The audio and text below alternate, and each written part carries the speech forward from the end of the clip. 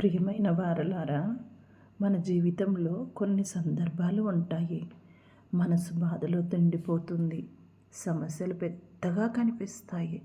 మార్గం కనిపించదు. అప్పుడు చాలామంది ఫిర్యాదు చేస్తారు. కానీ దేవుని పిల్లలు 2 పనులు చేస్తారు: స్తుతి మరియు ప్రార్థన. స్తుతి అంటే దేవుని మహిమను గుర్తించటం. మన పరిస్థితులు ఎలా ఉన్నా ప్రభువు నీవే గొప్పవాడు అని చెప్పడం. బైబిల్లో పునీత పౌలు మరియు సిలాసులు చెరసాలలో ఉన్నప్పుడు కూడా దేవుని స్తుతించారు. అప్పుడు వారు గొలుసులు విరిగిపోయాయి, తలుపులు తెరుచుకున్నాయి. అది మనకు చెబుతుంది ఏమిటంటే, స్తుతి మన హృదయ స్థితిని మారుస్తుంది. భయం ధైర్యంగా మారుతుంది.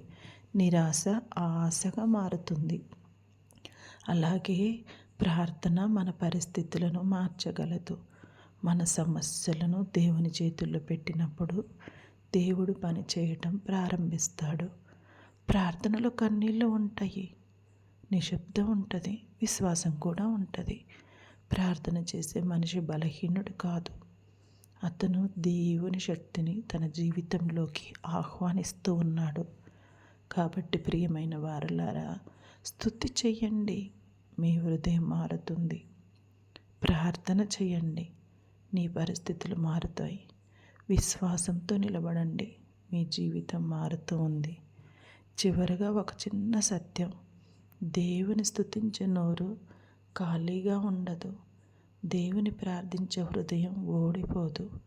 కావున ప్రియ సహోదరి సహోదరులారా, మీ యొక్క జీవితంలో కన్నీరు ఎప్పటికీ వృధా కాదు. దేవుని సన్నిధిలో ప్రార్థిస్తే అది నీకు ఫలితం వస్తూ ఉంది. ఎవరి పడితే వాళ్ళ ముందు మన కన్నీరు రారిస్తే వారికి మనము చులకనవుతాము. కానీ దేవుని ముందు మనం కన్నీరు రాలిస్తే మన ప్రార్థనకు ఫలితం ఉంటూ ఉంది.